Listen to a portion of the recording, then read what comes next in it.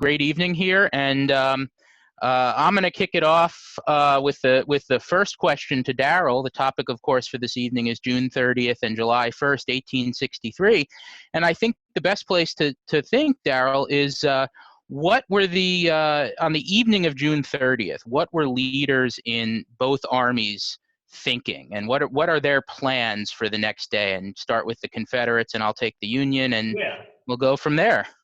Well, it's like a lot of history. It depends on where you were. If you were in Richard Ewell's command, you were on the move, and you were moving pretty fast back towards the Susquehanna River. Early's division and then Robert Rhodes' division is moving down from Carlisle. They've encamped at Heidlersburg, about 8 miles north of Gettysburg, on the old Harrisburg Road, and they're very concerned. They are the two divisions that are the farthest out on a limb on June 30th, and they are the ones who had to really beat feet to get back to the concentration point that Lee had assigned for the army to reassemble over near Cashtown, somewhere between Cashtown and Gettysburg is where Lee wants them to be. So there's a good bit of concern, a sense of urgency in those two division camps. Richard Ewell is concerned. There's a conversation at Heidlersburg that expresses a little bit of frustration, actually a whole lot of frustration with Robert E. Lee. Worried about not being able to understand exactly what he's asking Ewell's Corps to do, whether they're supposed to go through Gettysburg, leave the trains behind, move the trains through Mummersburg. It's the order that comes over, the recall order and the instructions for Ewell and Rhodes to reassemble is pretty confusing. And there's a famous incident with Rhodes and Ewell and Early and Isaac Trimble, where Ewell expresses a tremendous amount of dissatisfaction with the people who wrote the orders in Lee's headquarters. He wanted somebody, and then remember, this is June 30th, and he expresses the concern that he wished that somebody in General Lee's headquarters could write a discernible order. So, keep that in mind when you start thinking about July 1st. There's already some frustration amongst the commanders, the division and corps commanders of Ewell's Corps about what Lee is asking them to do. On the night of the 30th in Lee's camp itself, it was pretty loose and wild. E.P. Alexander visited Lee's camp outside of Chambersburg on the night of the 30th and said that it was unusually light and gay in the general's camp. There wasn't there was not much of a sense of urgency. Lee had discovered that the United States Army had crossed the river and were on the way north to intercept or put themselves between Lee and Washington and Baltimore and Philadelphia. But there wasn't a sense that the United States Army was bearing down on them. And had they known the truth, they were just across the mountains, as the crow flies, not more than 25 miles away. But they had their guard down, it seems, from Alexander's recollections. It's a very different scene. If you're in Heidlersburg, you're pretty stressed. The men are tired. The commanding officers are tired. Remember, Gordon's brigade had been all the way out to Wrightsville. Had helped put the fire out at the Wrightsville Bridge just the night before. Had marched back to York, went into bivouac for maybe an hour or so, and then we're back on the road and heading towards Heidlersburg. So, it's a very stressful situation for them. On the other hand, you got Lee's headquarters camp pretty loose and wild. Well, I wouldn't call it wild, but very, very uncharacteristically unguarded. And so you go across the mountains to the Cashtown area, and you're going to be in the camps. First, you're going to be in the camp up on the top of the mountain. You're going to be in the camp of Dorsey Pender's division. They're going about their everyday kind of work. The end of the quarter was on them on June 30th, and the officers, the adjutants and others were filling out paperwork. In the camps of the 1st South Carolina and other regiments in Abner Perrin's brigade, the men were being issued clothing out of the wagons that had been brought up from Richmond. They were getting brand new suits of clothes, a lot of them, that they would wear into the battle the very next day. Not a whole lot, there's not a sense of urgency. They're on their toes. They are at kind of the point of the center of Lee's army, but there's not a sense of overwhelming urgency and concern. Of course, they're up in Buchanan Valley, so they're even they're more isolated from the flatter ground around between Cashtown and Gettysburg. But and then you come down the mountain into Cashtown, and you'd be in the camps of Henry Heath and his division. Pettigrew's brigade, a portion of Pettigrew's brigade, had gone out earlier that day and done a reconnaissance. They'd gotten into Gettysburg, had gotten just past the seminary by some accounts, somewhere in the neighborhood of the seminary, when they encountered some of Buford's troopers and turned around and went back to Cashtown, reported up the chain of command, first to General Heath and then up the command to AP Hill. And there was some conversations about what was going to happen the next day. And Hill gave a positive order to go ahead and do another reconnaissance in force. And this time he was going to send Heath and Pender down the road to see what was going on in Gettysburg. You go back across the mountains, and you got to think about Longstreet's troops coming up the valley. They're in the Chambersburg area, Greencastle, moving towards the Cashtown Pass area, getting ready to come across the mountain. And Richard Johnson's division is being recalled down the Cumberland Valley from Carlisle. So again, it depends on where you are as to how much urgency there is in the camp. And what kinds of conversations were going on. Certainly in Lee's camp, there wasn't a conversation, at least according to E.P. Alexander, that tomorrow you're going to be engaged in the great battle of the Civil War. And even in Heath's camp, where there had been some contact, where there had been a skirmish with some of John Buford's cavalry troops on the morning of the 30th, and then those troops from Pettigrew's brigade who had gone down to Gettysburg, there's not a sense that the Army of the Potomac is just a few miles away. And when Pettigrew's guys get into Gettysburg, the 11th Corps and the 1st Corps are not much more than 10 miles away. So there's a lack of understanding of what the tactical situation was in front of them, and that's where things stood when they went to bed on the night of June 30th. Great. And you look at all of that, and then look at what's going on the Union side, and you see a very different picture, because on the evening of June 30th, all corners of the Army of the Potomac are gearing up for battle. And you have to always remember that George Meade has only been in command of the Army of the Potomac for 2 days at this point, and he's met with Joseph Hooker, and he's met with Dan Butterfield at this point, and John Reynolds, and sort of laid out his plans and his thoughts. But they're ever evolving. I'll talk a little bit about the Pipe Creek Circular in a moment, but I'll start with talking about John Buford's force, because they are the point of the spear that's going to come up to Gettysburg, and you probably couldn't have a better person as the point of your spear than John Buford on the evening of June 30th. And what he and his 1st Cavalry Division have done in the 2 days leading up to the Battle of Gettysburg is that they've crossed the South Mountains at Turner's Gap, just outside Middletown, Maryland. And they come up the Cumberland Valley, come north in the Cumberland Valley, and then cross back over the mountains at Monterey Pass on the morning of June 30th. And as they're coming through the little town of Fairfield, Buford runs into some of Joe Davis's brigade up the Carroll's Track Road, and he recognizes that there is something up this road. There's a little skirmish there, Darrell, I think you referenced, a little skirmish there, and he recognizes that something big is going on. And of course, he disengages. He doesn't want to bring about a general engagement, and he's going to go south through Emmitsburg, and somewhere between Emmitsburg and Moritz Tavern on the Emmitsburg Road, Buford is going to meet with John Reynolds.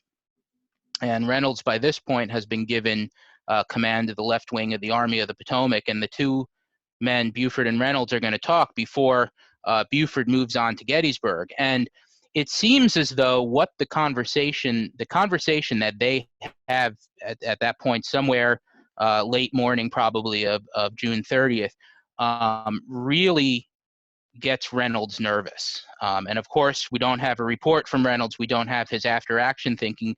But if you look at what Reynolds does and how he lays out his men and the dispatches that he is sending back to Meade, he gets really nervous about what's going on in the mountains, what's going on his left.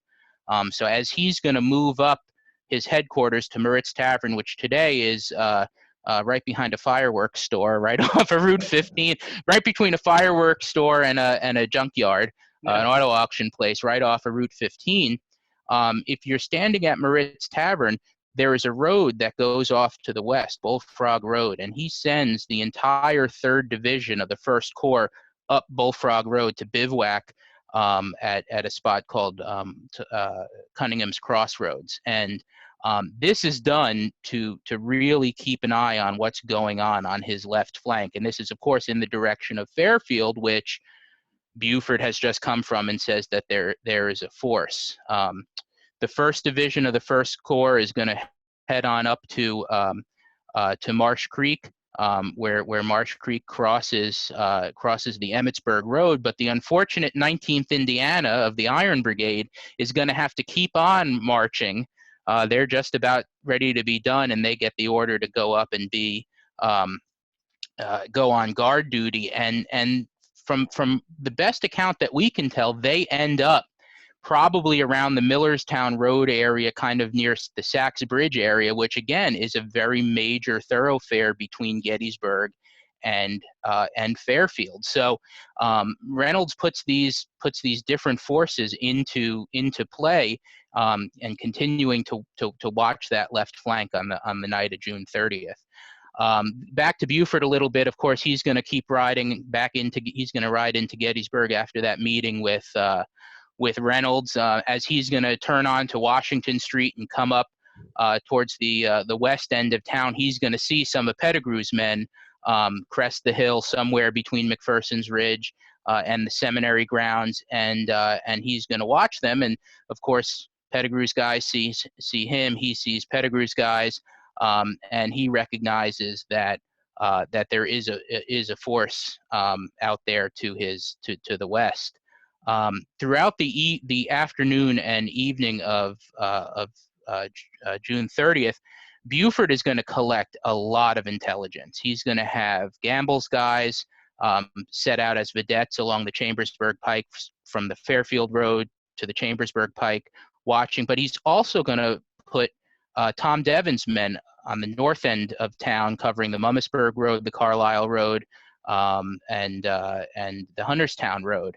And that's something I think that gets left out. A lot of attention is focused on what's going on to the west with Buford's men and Gamble in particular, because they're the ones that are going to make first contact the next morning. But Tom Devon, who's operating almost as an independent command north of town, he's collecting a lot of intelligence about Rhodes' force and Early's force that Darrell referenced that are up near Heidlersburg. So I believe they even capture a courier at one point, and capture some orders that are again ferried back to Buford.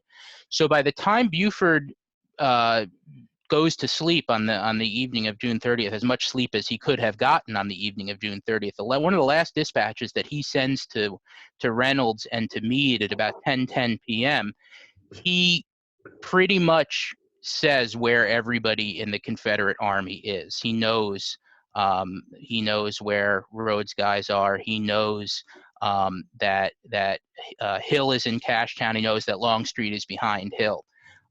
He, as you could imagine, is also very nervous, like Reynolds is. He has Aaron Jerome in the cupola of the seminary. From almost the time that he gets there, Aaron Jerome is Buford's signal officer. And he has Aaron Jerome up in the cupola watching for campfires, and says in the next morning you're going to be watching for dust. He says, allegedly, Buford says to Tom Devon, they're going to come booming skirmishers 3 deep. So he fully expects that there's going to be a fight the next morning, and that he's going to have to hold off the Confederates until Reynolds arrives. Going a little bit further south to Meade. Meade is getting all of this intelligence as well down in Taneytown. He's making his headquarters with the Second Corps, and somewhere probably after midnight on when early morning of July 1st is when he lays out the Pipe Creek Circular as this fallback position along Pipe Creek down in Maryland. But he does give Reynolds before this the order that he could fall back to Emmitsburg if he thinks that that's a good place to fight. So it's sort of fluid in the Army of the Potomac in terms of where they are going to make their line of battle. They're getting ready. They're able to respond to whatever the crisis may be, the crisis point may be. As we said, as Darrell said earlier, in Lee's army, there's this light and kind of light and gay atmosphere in Lee's headquarters. Well, at the same time, Meade is issuing orders for 3 days rations to be prepared and for each man to draw 60 rounds of ammunition. And the men know what that means. And it shows that Meade is preparing for battle, and that Meade fully expects that within the next probably 24 hours that something is going to happen, and that he wants his men to be ready. So all throughout the Army of the Potomac, you see this kind of ready for action, ready to move, ready to respond to what's going to happen. I wonder if that trooper from Devon's brigade that captured the order was as confused by what Robert E. Lee was trying to say as the rest of the officers were. Yeah, if that was maybe that was something that Lee did, fool the enemy, but yeah. So you get the next question. Oh, I get the next question. What is the next? I don't have the questions here in front of me. All right. I'll ask the question to myself. I'll ask the question and I'll answer the question. The question is, what am I drinking? I'm drinking some George Dickel bottled in bond I just got. Yeah, and you didn't ask what I'm drinking. What are you drinking? I'm drinking some local beer, homegrown Vienna style lager from Fourscore Brewing right here in good old Gettysburg, Pennsylvania. Well, yeah. Tullahoma, Tennessee. Gettysburg, Pennsylvania. Those were very important places the first week of July, 1863.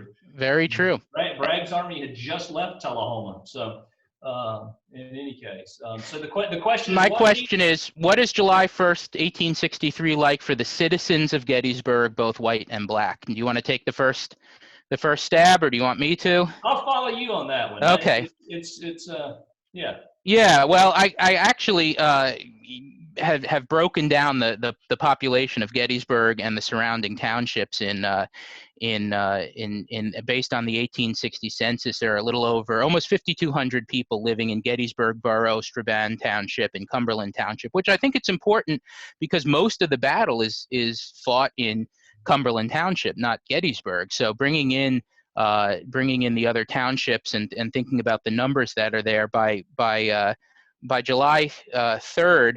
The Gettysburg area is going to be the 6th largest city in the United States, falling between Boston, Massachusetts, and New Orleans.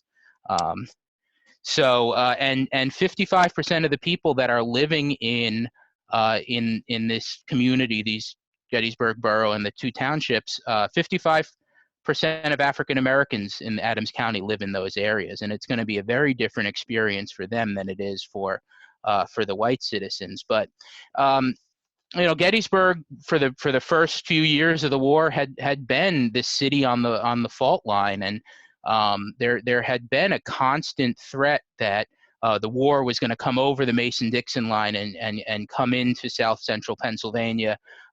There's a 10-year-old, he's 10 years old at the time, Albertus McCreary. He said, from the beginning of the war, we had expected rebel raids. A raid into rich and opulent Pennsylvania would yield a more substantial reward and supplies badly needed by the enemy. And Jeb Stuart's cavalry comes within 8 miles of Gettysburg in 1862. So it's a very real threat.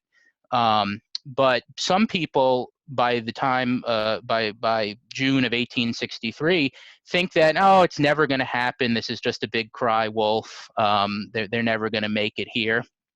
And of course, that's going to change very significantly on June 26, 1863, as the first wave of Confederates, the men of Jubal Early's division, are going to march through Gettysburg, and the citizens of Gettysburg are going to get to see their first real Confederates as they march through town. But I get the sense in reading some of these diaries and letters that after Early's troops leave, that there is this sense of relief. Okay, we've sort of seen our part. We've seen the war. That's going to be it.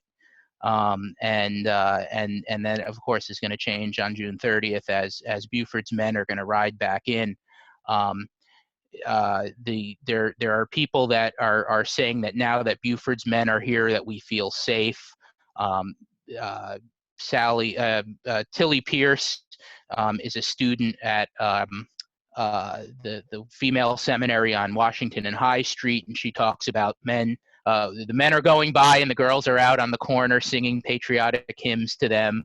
So when Buford's men come in, there's this really, it seems like a really positive reaction, and the white citizens of Gettysburg are going to feel a little bit better. But even one of the most ominous things for me to kind of put myself in the shoes of these people is the people who go up into the cupola on the night of June 30th. And I think specifically about Lydia Ziegler, who's 13, and Michael Jacobs, who's a professor at the college. And they go up to the cupola of the seminary, and in both cases, they talk about how they're looking out towards the mountains and they can see the campfires burning in the mountains. Michael Jacobs has a really powerful telescope, and he says that he can see Confederates walking up in the hills. And in both cases, they also can look down to right behind the seminary where the men of the 8th Illinois Cavalry are bivouacking. So Michael Jacobs, I think, puts it really well, and he says, for the tide of war for that moment had crested at my very feet. So I think that there's, sort of these up and down emotions going from, relief to safety to, by the evening of June 30th, by the time people are going to bed on June 30th, there's this really sort of ominous feeling and feeling that something big is going to happen the next morning. And a lot of these are written in hindsight, but that's what we have. So Daryl? Well, yeah, there's certainly ominous events that are taking place in the week or so before the battle. Is Black Gettysburg citizens are fleeing. There's already information coming across the mountain into Gettysburg about how Confederate troops are kidnapping free Black citizens in Franklin County and hauling them off down into to the south. Interestingly enough, that you think about that and you wonder what happens to these people. And a friend down at University of Alabama has traced. She's from Waynesboro, and she's traced the life trajectories of several of these kidnapped individuals, and they end up in southern Mississippi and Louisiana. So it's kind of like 12 years a slave. These people are kidnapped and taken into slavery, and then taken about as far south as you can go and be on the North American continent. So there's a very ominous tone for Black citizens, and that could not have been unnoticed by the white citizens of Gettysburg, because by the time Early's guys come through, most of Black Gettysburg, if not all Black Gettysburg, was gone. They had gone eastward towards York and beyond. The sense of threat was very real to these folks. They had been living on the edge.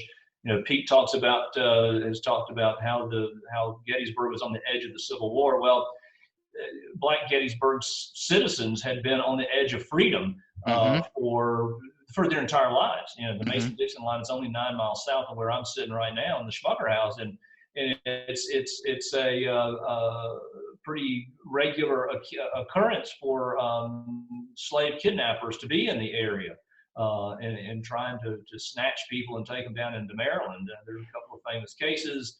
And it's well known, and there are of course plenty of Southern pro-slavery sympathizing Gettysburg citizens here who would have been aiding in that. So the life of this black community in Gettysburg and the surrounding townships is pretty precarious already. And now suddenly they are faced with an invading Confederate army that they know is doing exactly what they had experienced and what they had been trying to resist for 50, 60, 70 years, and that's being kidnapped and stolen into slavery. So the Black Gettysburg population is gone by the time the battle starts, and I think is a very important part of the story that's just now beginning to get some real attention. Mm-hmm. It's a really significant, really important part of the battle, and you know, one of these one of the black citizens, Abraham Bryan, lived up on Cemetery Ridge, and it just so happens that that his side yard is where Pickett's charge crested. You know, the part of town where Black Gettysburg was concentrated was on the south side of town, and that's where a lot of the fighting happens, and it does literally the Pickett's charge falls apart in a black man's backyard, and that's just really important to keep in mind, and thinking about that experience, and thinking about the distinctions of freedom and slavery, and how precarious that was for these folks who are living right here on Freedom here. So. And I think that, you know, we talked about how I mentioned how by the summer of 1863 there are some people that are saying, well, this is all a big cry wolf, and we're not going anywhere, that they're never going to make it up here. But for the black citizens, that was not an option. And no, when there was a scare, they had to pick up and move. And you know, I wonder what people in town were saying when they saw Samuel Simon Schmucker leave this house and take off. Yeah. Because one of his colleagues had reported from Chambersburg that the Confederates were looking for him, that his abolitionism had preceded him, and certainly as a teacher who trained Lutheran ministers from slaveholding areas in North Carolina and Virginia, he was well known amongst them for his anti-slavery views, and so he was evidently a marked man by the Confederates, and when they get here, they end up, you know, ransacking his house and throwing his books out the back window and all of this stuff. So, you know, certainly there's a lot of tension, there's a lot of stress, there's a lot of anxiety. Are we crying wolf again, or is it really coming? It's just it's fluid. You said fluid. You described the situation in Meade's army as being very fluid. You know, you look at all of this experience, and you know, it's a great example of thinking historically. Nobody knew on June 30th what was going to happen on July 1st. Right. You know, all the evidence was there that something big could happen, but you know, it could have happened in other places. It could have happened in Pipe Creek. It could have happened in Emmitsburg. Right. Had the circular gotten to Reynolds, Reynolds had fallen back, and you know, had Buford pulled back to the hills on the south side of town, you know, the story can develop in a very different way, and that's you know, one of the things about being a historian that's fascinating, is that we're always thinking, you know, we're looking at past events, but what we're really studying is the way that people are making decisions about the future. They don't know what the future is going to be, so everything that they do, every decision that they make, has some sort of impact on what comes next. And it makes people agents in history, no matter how small, how large, and it really, you know, to me, really adds the power behind thinking about history, not just thinking about the stuff that happened, but thinking about the ways that people experience time. Mm-hmm. Excellent, and that sort of leads us into our next question that I have, that I'll put to you. Did that by accident. Yeah, well, we planned it. Come on. What is your, just for time, I'm going to ask you for one. What is the one important moment of July 1st that is generally overlooked? I can't do just one. Okay. I'm going to do two. They're kind of interconnected. One of them's pretty quick. Okay. Let's remember that Robert E. Lee is, you know, I've described his camp the night before, and he's not ready for this. He's taking this big gamble. And thinks that invading Pennsylvania is the best way for the Confederates to win in 1863, because he believes that the trajectory is going against them numbers wise and materials wise, and it really is true. The war's turning point is between May of '63 and November of '63, and things that are happening far away from Gettysburg are going to impact Lee's army's capacity to fight. Tullahoma, where George Dickel's distillery is, has been abandoned by the Confederates. Middle Tennessee falls to the United States Army.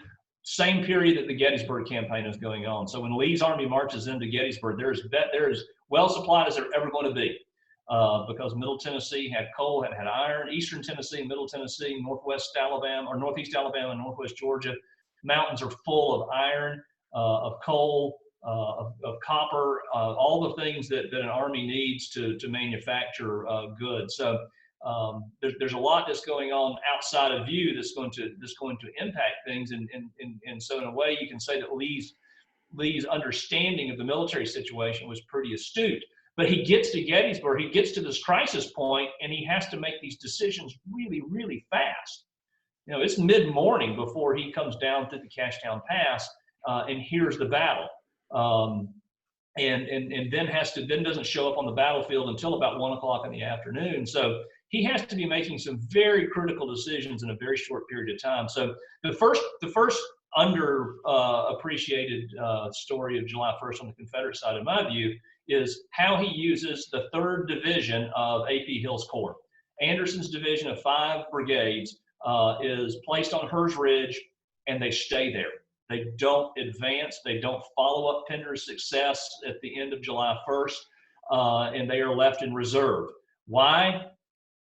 Well, the obvious reason, or the obvious answer is, and this is what Lee says, he said, I had to have a reserve in case there was a disaster. And it does make a lot of sense that you don't want to throw everybody in, because remember that Allegheny Johnson's division and all of Longstreet's Corps are on the mountain, or either on the west side of the South Mountains or on the way across. So he doesn't have his force in hand, and he wants to have that ready reserve in case something really goes badly for them. Of course, the converse to that is, if Anderson's division is pushed forward, the battle takes on a very, very different trajectory.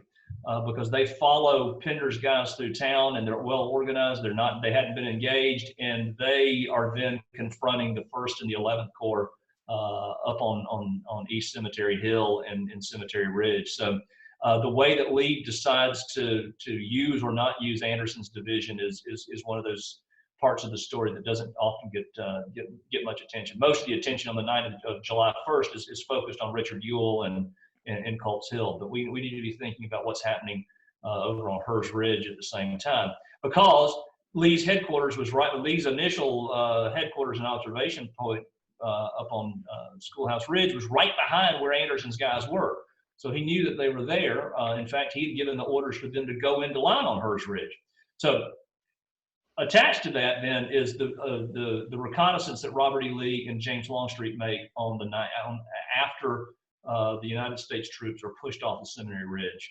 The fact that Longstreet and Lee had been riding together, they heard the firing, Lee goes forward, Longstreet goes back to get his troops, but Longstreet shows up just about 4:30, and he and Lee get together on the seminary campus and then make a reconnaissance.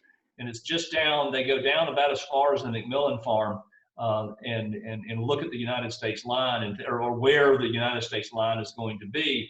And they're observing what they can see from that vantage point, which in 1863 would have been a lot because it's so wide open. But they see Buford's cavalry division in line on Cemetery Ridge. They see a lot of artillery up there. They see a lot of infantry troops up there. And that's where Lee is making these initial decisions at the end of July 1st. This is where Campbell Brown rides up in the famous take the hill if practicable conversation happens. And so Lee is he's far away from that critical point, but he's looking at the line, and he's making some decisions, and he's making some initial assessments from ground level about 5:30 or 6 o'clock in the afternoon from down at the McMillan farm. Then he goes around and he goes over towards the Culp's Hill area and finishes his reconnaissance. He's back to his headquarters about midnight or so. But that initial look at Cemetery Ridge, I think, is something that's really important, that oftentimes gets overlooked. And again, it's because so much attention is paid to what Isaac Trimble is saying about what Robert E. Lee should be doing. And again, it makes you think historically. Lee is standing at a specific place at a very specific time, knowing what forces he has in hand, and he's making decisions, and he's trying to make prudent decisions. He's a long way from home. He's concerned about the mountain passes, and he's concerned about the capacity of his army to get out of a bad situation if they get into one. So again, very historically, thinking historically is important to take into consideration, where you think about where Robert E. Lee and James Longstreet are and the conversations they're having. We don't know what they were talking about because there's not a record of it. I wish there were. Critical moments for tactical decision making with the deployment of the lack of deployment of Anderson's division, and then again from a strategic view, certainly Longstreet and Lee had to have discussed the overall trajectory of the campaign, what their intentions were down at the McMillan farm while they're looking at the tactical. So tactical and strategic kind of meet there in that conversation. And I think it's oftentimes just glanced past because you want to have that, you want to have the dramatic Isaac Trimble throwing his sword down kind of moment, and that gets in the way of us really being able to think about and be sympathetic to the decision-making process that Lee is making on the tactical ground while he's looking at it. So, all right, I'll do my. I have two as well. I won't talk. I won't say. Well, you said three. You gave three in the end. No, I didn't. I gave two. Didn't you give the Tennessee? Yeah. Okay. The Anderson again. Okay. All right. My two, and after this we can open it up because I see some questions starting to come in. But for me, the two that are overlooked. The first is the gauntlet. The initial retreat from Seminary Ridge down what's now Buford Avenue, down kind of that eastern slope of Seminary Ridge into the outskirts of town. And just to kind of bring you up, so the fighting ends on McPherson Ridge. The Union line falls back to Seminary Ridge, where there's been a barricade of rails built, and then Pender's division, Perrin's brigade, Scales' brigade is going to come across the swale between McPherson and Seminary Ridges, and are able eventually, with taking enormous losses, dislodge the Union line, which is going to start falling back through town. But there's that stretch of road between where the Lee's headquarters is right now and sort of where Federal Point Inn is, which is pretty much wide open ground. There are a handful of houses there, and that is some of the most dangerous fighting for the Union Army on the first day. I think it's William Robinson, who's commanding the 7th Wisconsin, said that was where they came under the most withering fire from Confederates. And what's happening is, by this point, Ramseur's brigade has started to dislodge the Union forces from Oak Ridge, about where the short observation tower is today. Daniel's brigade has come across and by Lee's headquarters, and Pender's division, Perrin and Scales, have dislodged the Union line. So all of the Union soldiers that were up there on Seminary Ridge and Oak Hill are kind of coming through this one funnel point between Buford Avenue, now Chambersburg Road, and the railroad bed that's coming through there. And one of the statistics that I think gets left out is the number of men that are captured in this retreat. The First Corps takes 2,100 captured, and the 11th Corps has 1,500 men captured. The next highest corps, with the corps with the next highest number captured, is the 3rd Corps with 590. So there are almost 3 times as many men, or 2 times as many men captured in the 11th Corps than the 3rd Corps. So you see that they're just kind of come from 3 different positions and clamp down on the Union forces that are racing through this gauntlet. And I think that what we tend to look at in this, when thinking about the retreat, is, yeah, it was a retreat, it was chaos, but there's the specific instance of this retreat where it is very very hairy for the men of the First Corps and that are coming back through this. The other point that I wanted to make, the overlooked point, is the artillery line, the 11th Corps artillery line on the plains of Gettysburg between the Mummasburg Road and Carlisle Road, and you have Hubert Dilger and Michael Wheeler who are managing this line. It's a very thin 11th Corps line that stretches from the Mummasburg Road to the Almshouse. Eventually, is going to be where Francis Barlow is going to move his division out to Barlow's Knoll. But some of the initial fighting in the afternoon is done by these two brilliant artillerists in this area. Hugh Dilger is when Darrell and I like to talk about, he's the one that fires the shot that kills Leonidas Polk later on in the war. But these two guys are able to, and their batteries are able to take the attention of Carter's battalion up on Oak Hill, are able to help out in the repulse of O'Neill's brigade around the McLean farm, and so they perform a very important duty in this very thin line that Carl Schurz had to cobble together. And yeah, that line was incredibly thin. There's two regiments in skirmish order. The 45th New York and the 61st Ohio. So it's somebody in Carter's battalion talks about just the withering fire that's laid down by these two batteries, and they're even moving back and forth across the field between where the battery markers are now and moving up towards the McLean farm. And so I think that's another one of those important July 1st events that play a big role, but we tend to kind of just gloss over. I could get into Barlow's Knoll, but we can save that for another one. We'll talk about that later. Yeah. Well, we're at about 5:45 now. I think that we have some questions. We had one question from Robert. I answered it on my own. But what do Barnegat Lighthouse on the New Jersey shore and Gettysburg have in common? Being the New Jersey boy, I got it right, and I think I just sent it privately to Robert. But if anybody else thinks they know, you chime in the comments. And Rob, do you want to sort of run questions here if people want to raise their hands or use? Yeah, go ahead. Sure. In the chat, I did put some hopefully not too confusing instructions on how to alert us that you would like to ask a question. Feel free to put it in the group chat, or if you know how to wave, I have everybody in gallery view. I don't know if that makes any difference because I'm the host or not.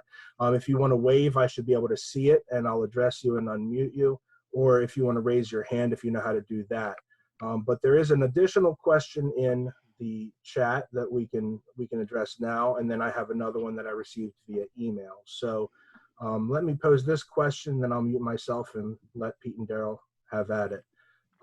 Was the delay of Jeb Stuart and Rockville a factor for Lee? You want to take that?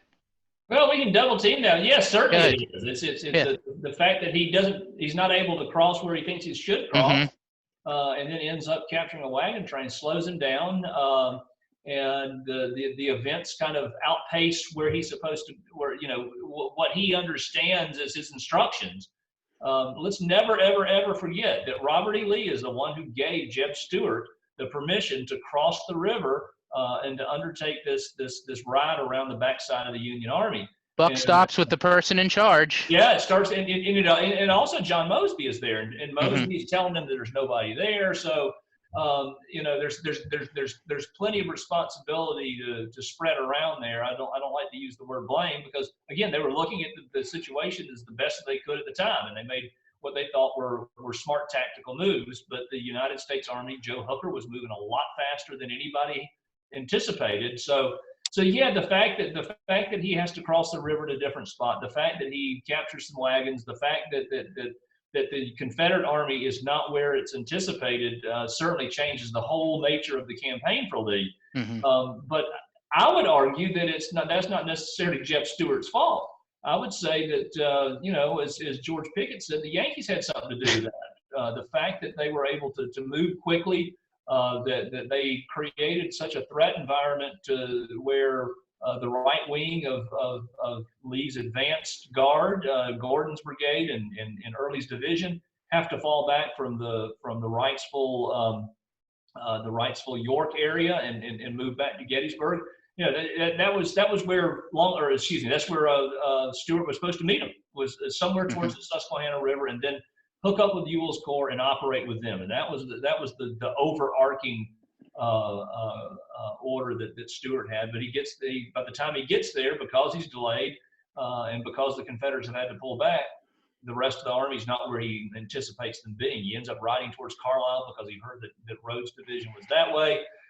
Couldn't get a lot of good information, and it ends up kind of being ridden out of the campaign. Pete, you want to? It's a lot of it's a lot of what we term now is friction of war. That and Darrell and I have talked about it. Maybe this is a topic for a future conversation, but Lee has this plan that if it works perfectly, it's gonna be a great move. But he is anticipating it. It's all predicated on the fact that Hooker and then eventually Meade is going to move the way that Lee wants them to move, which of course is not going to happen. And we see that time and again. And Jeb Stuart is the perfect example. If they, as Darrell just said, if the Union Army is where Lee and Stuart think that they're going to be, then it's not a problem. But yeah, the Yankees had something to do with it. So we could do a whole thing on how Lee planned this out and then wasn't able to really respond in some cases to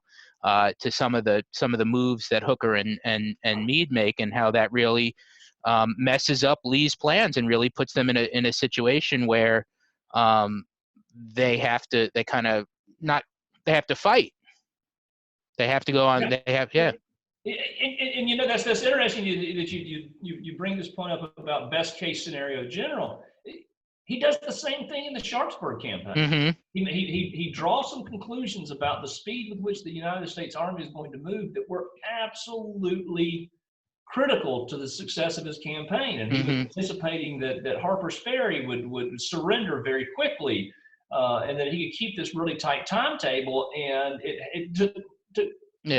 there was no contingency in his thinking. He wasn't thinking about things going badly.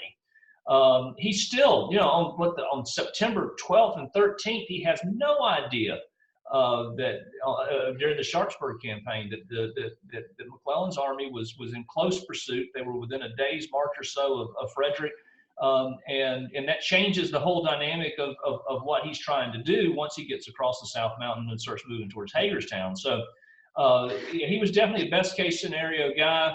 But for the Confederates in general, everything had to go right. It had to be perfectly timed, and everything had to break their way to be successful. Because they know, and Lee writes about it. He's in the long term, we're playing a losing game because we don't have the manpower, et cetera, to keep up with the North. And by the middle of 1863. This great industrial giant is really beginning to swing into full stride, and those overwhelming numbers that end up in that overwhelming capacity begins to be no longer theoretical but real.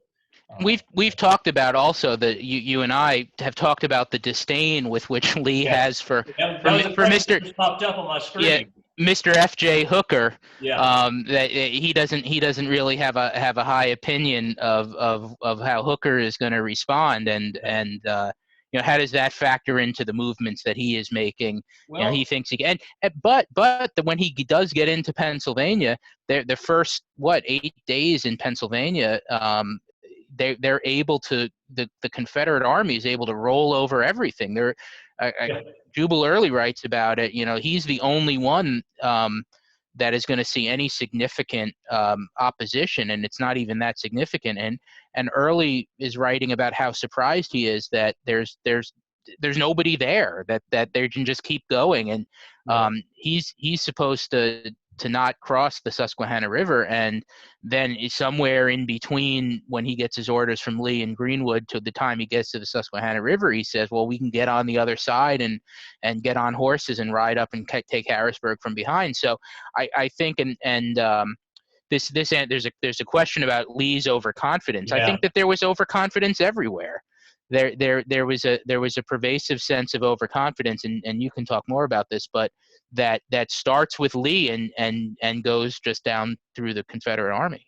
Yeah, there are two good stories we like to tell about that, and there's certainly in some of my recent research have turned up some really good accounts from Wilcox's brigade, where they're down in the Plum Run Valley and saying we can see the end of the war right in front of us. You know, the war is over and it's right there if we had supports.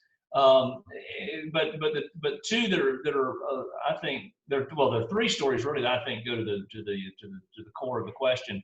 First is what Alexander says about Lee's headquarters. It was light and gay on the 30th. You know, he just didn't have his guard up. But on the battlefield, there are two instances that really kind of point to this overconfidence. The first is again from E.P. Alexander, and they come into position on Seminary Ridge. They fire for some time. Hood's division goes forward, McLaw's division goes forward, and they take off. They limber the guns and they start moving his battalion to the Peach Orchard. And he turns to, I believe, a cannoneer from Parker's battery and says, "The Southern Confederacy is across this field. Victory is ours." And they ride across the road, they ride across the field, and they get to the Peach Orchard. And E.P. Alexander is crestfallen because he sees that he said, I realized that we had only broken their first line. And that there were plenty of strong positions from which the Union artillery could practice its trade. And so there's certainly a moment for Alexander where his heart falls through his boots.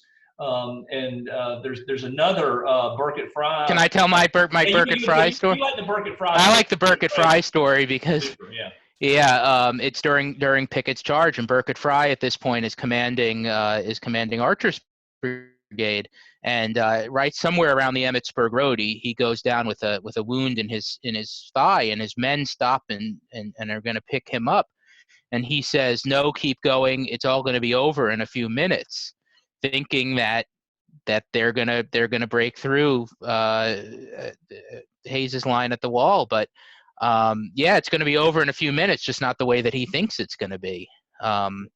So I think that I really like that E.P. Alexander line, because I think it's sort of a microcosm of the entire thing. We only had broken their first line. That the entire war can almost be explained.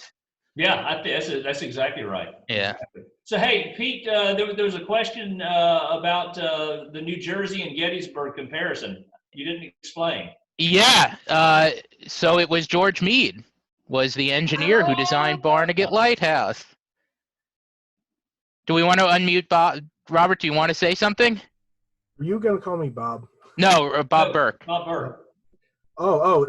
He has, okay. Well, I'll do that, and then I had gotten a question by email as well. Okay. Let me find. Okay. Don't they have a bust of him there at the bottom of the? They do, right at the foot of the lighthouse. Yeah. I posted it in 1855. A West Point graduate and government engineer was assigned to build a new lighthouse at the Barnegat Inlet. That was George Meade. Mm-hmm. And I moved my camera right before I started this, and right over my my left shoulder is my Meade picture. So if anybody wants a little bit of double history, come on down to the shore. Or come on up. I'm not exactly sure of the coordinates, but yeah. So, I'm on over from here. Thank you. There you go. All right. Rob, you said you had another question? Yes. Blame for the outcome is put on a lot of players, but it seems A.P. Hill is the one really missing in action over the 3 days. Yeah, wasn't he sick? Didn't he have some sort of? He was sick on the first. Lee rides up to him. There are a couple of really key players who are sick on the first, second. Hill is at first is the one who's sick, and then Lee on the second is sick. But Hill, we don't know a whole lot about what he's doing. He certainly does it on the second day. Does not manage Anderson's division's part of the or Pender's division. I was going to say Pender too. Yeah. Of the attack. Well, remember Pender gets wounded right before the second. Right. The fighting starts on July 2nd. So there's some command confusion in Pender's division. Who's going to be in charge? I mean, they've already taken massive casualties in their two most senior brigades, and there's a hiccup there in the command system of Pender's division. But Hill certainly does not take the kind of direct control over those two divisions that were critical to the success of Lee's attack on July 2nd. And so I think that as far as Hill goes, he certainly managed the first day's fight as well as he could. But the follow-up wasn't great, and certainly his actions on the second, by their results, leave a lot to be desired. Remember that Lee's attack wasn't just Longstreet, and it wasn't just Hood and McLaws. It was supposed to roll up the line. Mm-hmm. And one of the things that I find fascinating about the second day of Gettysburg, as far as tactics go, is that Lee employs the same tactical approach to fighting Meade's army on July 2nd as Braxton Bragg uses on September 20, 1863 at the Battle of Chickamauga. We're going to start our attacks on the right, and we're going to roll down the line, and eventually there's going to be a mistake. And at Chickamauga, it certainly worked because the mistake was made, and Wood's division was moved out of line, and Longstreet's able to charge right through. But the problem that you had at Gettysburg is with Hill is that he's not supervising Anderson, and Anderson had been up for division or for promotion to Corps Command in May of '63. And Lee just didn't have confidence in him and promoted Hill instead. So Hill should have known as a veteran officer that he probably needed to give a little bit more attention. Lee too, but not a Corps commander, to Anderson. And when Anderson goes on line, he has his entire division stretched out in a long line. There's no reserve force that's there that can act as a mobile reserve. And that's the thing about what happens at Chickamauga, is that Longstreet was in the center, and he happened to be where the mistake was made, and he had three divisions stacked up behind each other, which evidently was his preferred mode of attack, and that was and by some evidence, it looks like what he was trying to line up here on the second day with McLaw's division followed by Hood. But then the line was longer than they thought, so they had to move Hood off to the right. So in any case, Hill certainly doesn't provide the kind of direction for Anderson's division. He doesn't get involved in helping move Carnot Posey's brigade forward. He doesn't coordinate with whoever's coming up who's going to be running the show in Pender's division. There's just not coordination at that critical point, because Wilcox's guys get across, right. Perry and Wright all get across, and Carnot Posey doesn't go forward, and none of Pender's guys go forward, and Mahone doesn't go forward. And that's all in the sector where A.P. Hill had direct control, and it's very near where his headquarters was. So, yeah, on July 2nd, Hill does not exert the kind of command control that was necessary to make a really complicated plan work. We have one question that came to me. Were there any seminary grads on the Confederate leadership team that would have knowledge of Gettysburg, topographic strengths and weaknesses? As far as I know, no. I mean, there are people in Confederate leadership that both at probably the civilian and military level that definitely know what the seminary is and who Samuel Simon Schmucker is. They know about his views on slavery and his increasing move towards abolition and anti-slavery. And as Darrell mentioned earlier, one of his former students lets Schmucker know that they're out to get him, and Schmucker flees Seminary Ridge somewhere before June 26th, before Early's men come through, and the men of Perrin's brigade take their aggression out on Schmucker's library. And if you got your newsletter this month, I wrote a little essay about the Bible that they throw out the window. But in terms of the Confederate leadership, I've never seen anything where there's somebody from the Gettysburg area that really knows about the strengths and weaknesses of the topography. Yeah, Washington Muller is probably the closest, and his son's in the 1st or in the 14th South Carolina. Yeah, but he's not that. Even there, he's wounded at Chancellorsville. Yeah. So Yeah. I don't think there's and the others who end up in Confederate military leadership only come into the Army after Gettysburg, as far as we can tell. The chaplains, yeah. Yeah. Okay. Any other questions? Nothing on my end. All right.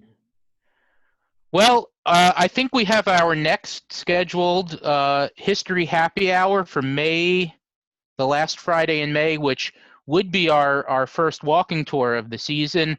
Probably not going to do that, but I think we're going to try to do a virtual walking tour of Seminary Ridge using some maps and some photos and talk specifically about the action that was occurring there on July 1st and then June 30th, July 1st, and then through the 3 days of battle.